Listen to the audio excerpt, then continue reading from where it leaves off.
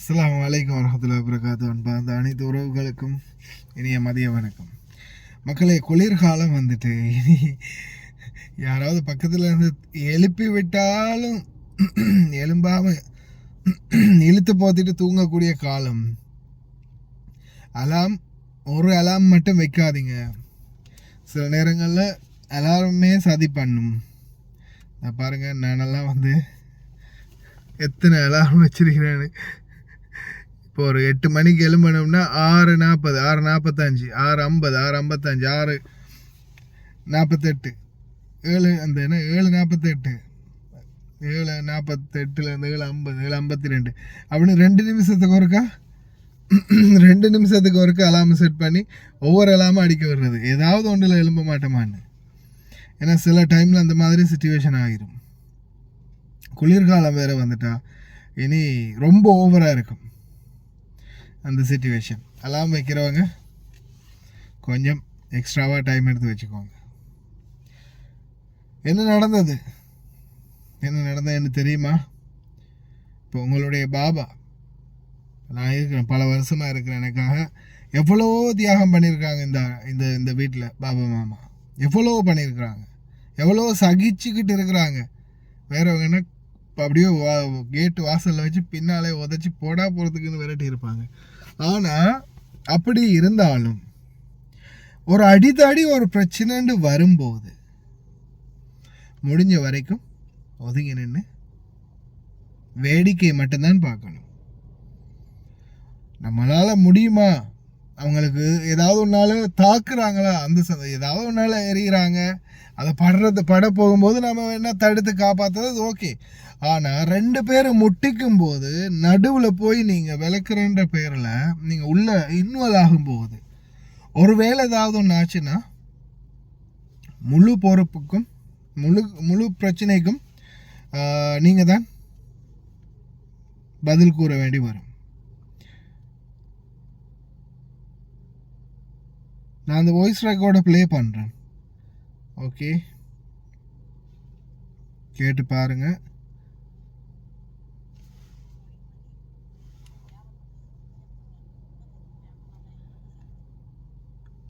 எனக்கு ஒரு சகோதரர் அனுப்பின வாய்ஸ் காட்டுது.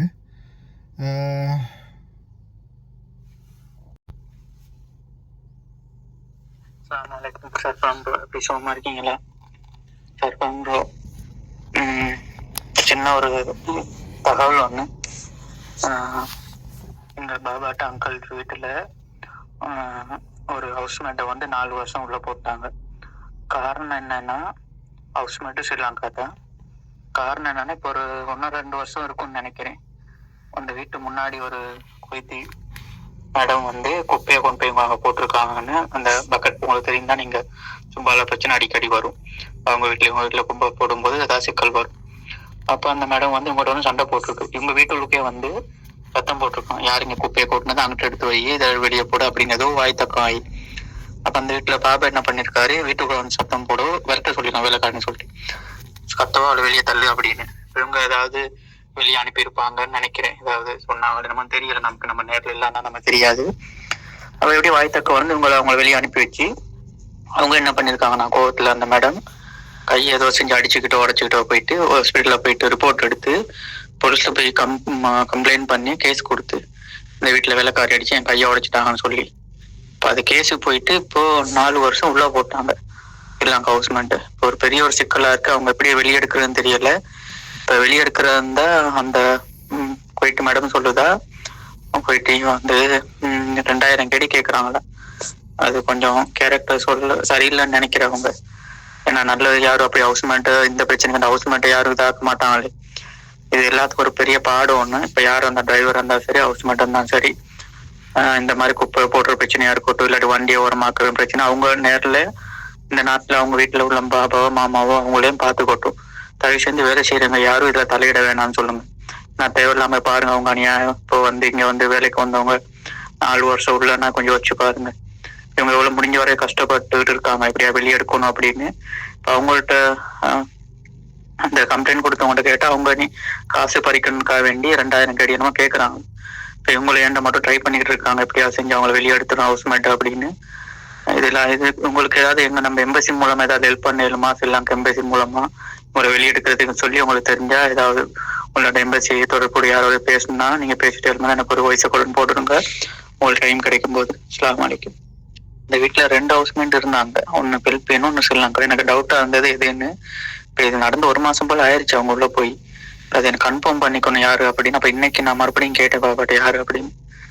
பாபா சொன்னா, நம்ம வீட்டுல பாபா சொன்னாரு ஸ்ரீலங்கா தான் உள்ள இருக்குது அப்படின்னு. அதனால நான் சொல்லலை உங்கள்கிட்ட இந்த விஷயத்த, நம்ம கன்ஃபார்ம் பண்ணிட்டு யாருன்னு அதுக்கப்புறம் உங்கள்கிட்ட சொல்லலாம் அப்படின்னு.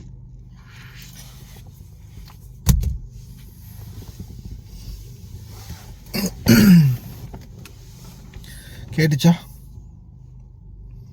பாபா வெளியே போக சொன்ன மாமா மாமா ரோஹி பர்ற மாமா, அவ்வளவுதான். போகலையா பாபா போக மாட்டேங்கிறாங்க, வந்து நீயே பார்த்துக்கோ அப்படின்ட்டு ஒதுங்கிருங்க. இல்லை பாபா சொல்லிட்டாரு மாமா சொல்லிட்டான்னு நம்ம இறங்கி எதையாவது ஒன்று பண்ணினோம்னா 4 வருஷம் 2000 தினார் கேட்குறாங்களாம். 2000 தினார் இல்லாட்டி 4 வருஷம். ஏன்னா அதிகமாகவே வரும். நான் என்ன சொல்லுவேன், நம்ம வீட்டில் சரியா, நம்ம வீட்டில் ஆப்போசைட்டில் குப்பை தொட்டி இல்லை, அதே மாதிரி அந்த சைட்லேயும் குப்பை தொட்டி இல்லை. எங்களோட வீட்டு குப்பை தொட்டி மட்டும்தான் இருக்குது. ஹத்தா மக்கள் வந்து குப்பை தொட்டி குப்பை போடுவாங்க. நம்ம பாபா நின்னார்னா திட்டுவார், நீங்களாம் கொண்டு வந்து போடாதீங்க, எங்களோட குப்பை தொட்டியை நிறைக்காதீங்க அப்படின்னு சொல்லுவார். அது எல்லாருடைய பண்பு, அது எல்லாருடையுமே அது இதுதான். ஏன்னா இப்போ நம்ம வீட்டிலேயே 3 பேர் 3-4 குடியிருப்பு இருக்குது, 10 பேரோட குப்பையும் கொண்டு வந்து போடணும். அப்போ அந்த ட்ரம்மில் போட்டால் தான் நிறைஞ்சிருக்கும். இல்லைன்னா கீழே அங்கே இங்கே வைக்கும்போது பூனை வந்து இழுக்கும், நாஸ்தி பண்ணும். அது உண்மையிலேயே ரொம்ப பெரிய ஒரு அந்த பாதிப்பு தான். அப்போ அதால் ஒவ்வொரு வீடுகள்லையும் பார்த்திங்கன்னா இந்த பிரச்சனை இருக்கும். நான் கூட சில நேரங்களில் அப்படி கொண்டு வந்து போடும்போது சொல்கிறது, பாபா நின்னாங்கன்னா மாமா நின்னாங்கன்னா கொண்டு வந்து போடாதீங்க, அவங்க எல்லா டைமில் போடுங்கன்னு நான் இவங்களுக்கு புத்திமதி சொல்கிறது. திட்டு வாங்கிக்காதீங்க அப்படின்னு. பக்கத்தில் இருக்கக்கூடிய அந்த பணிப்பெண்கள் வந்து போடும்போதும் சரி, டிரைவருங்க போடும்போதும் சரி. ஆனால் எல்லா வீடுகள்லையும் ஒரே மாதிரி இருக்காது. சிலர் வந்து அந்த குப்பையை எடுத்து அவங்க பக்கம் வீசுவாங்க. ஏன் நான் இதுக்கு முன்னாடி கூட நான் ஒரு வீடியோ போட்டிருப்பேன். வண்டியை அந்த வீட்டுக்கு முன்னாடி போட்டுட்டு போயிட்டு கால் பண்ணும்போது இந்த வாரேன், வண்டி எடுக்கிறதுக்கு தானே, இந்த உடனே வரேன், இந்த வரேன்னு சொல்லிட்டு ஒரு 2 நிமிஷம் லேட் ஆகினதுக்காக ஒருத்தர் என்ன செஞ்சார், இரும்பு ராடை வச்சு அந்த வண்டியை ஃபுல்லாகவே அடித்து நொறுக்கினார் கண்ணாடிகள்லாம். இந்த மாதிரி ஆட்கள் இருக்கிறாங்க. அதனால் தயவு செய்து சிந்தித்து செயல்படுங்க. நாட்டுக்கு நாம் உழைக்கிறதுக்காக வந்திருக்கிறோம். சில நேரங்களில் சில பிரச்சனைகள் வரலாம், நம்மளுடைய பர்சனல் பிரச்சனையாக இருந்தால் அது ஓகே. ஆனால் தேவையில்லாத இவங்களுடைய பிரச்சனைகளை தலையில் போட்டுக்காதீங்க.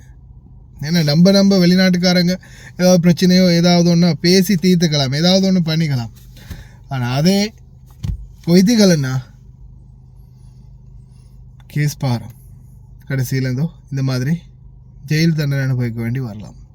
அவங்கள பற்றின மோர் டீட்டெயில்ஸ் நான் இன்னும் கேதர் பண்ணிவிட்டு அவங்களுக்குரிய உதவிகளை செய்கிறதுக்கு இன்ஷா அல்லாஹ் நிச்சயமாக எங்களால் முடிஞ்சது என்ன செய்யலான்றதை பார்ப்போம், தூதுறதுக்கு அறிவிப்போம். ஆனால் எது எப்படியோ பாதிக்கப்பட்டவங்க மன்னிப்பு கொடுக்கும் வரைக்கும், கேஸை வாபஸ் வாங்கும் வரைக்கும் எதுவும் பண்ண முடியாது.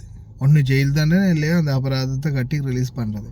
அபராதத்தில் வேணால் ஏதாவது கம்மி பண்ணி இவங்களா பார்த்து ஒரு செட்டில்மெண்ட்டை பேசிவிட்டு அதுக்கு பிறகு ஒரு முடிவு ஒன்று எடுக்கலாம். செட்டில்மெண்ட்டை பார்த்து பேசிவிட்டு ஒரு முடிவு ஒன்று எடுக்கலாம். மற்றபடி நோ வே, எந்த வாய்ப்பும் இல்லை. கவனமாக இருங்க, அவ்வளோதான் சொல்ல முடியும். லயன் எக்ஸ்பிரஸ் கார்கோ நம்பகமான கார்கோ. இதோ நீங்களும் தொடர்பு கொண்டு உங்களுடைய கார்கோ பொருட்களை அனுப்பலாம். 90 93 61 67 தொடர்புக்கான இலக்கம் 66 16 84 14. இன்னும் ஒரு இலக்கம் 55 17 27 47. அதே போல் இன்னும் ஒரு இலக்கம் 50 53 79 39. இன்னும் ஒரு இலக்கம் 99 69 84 94.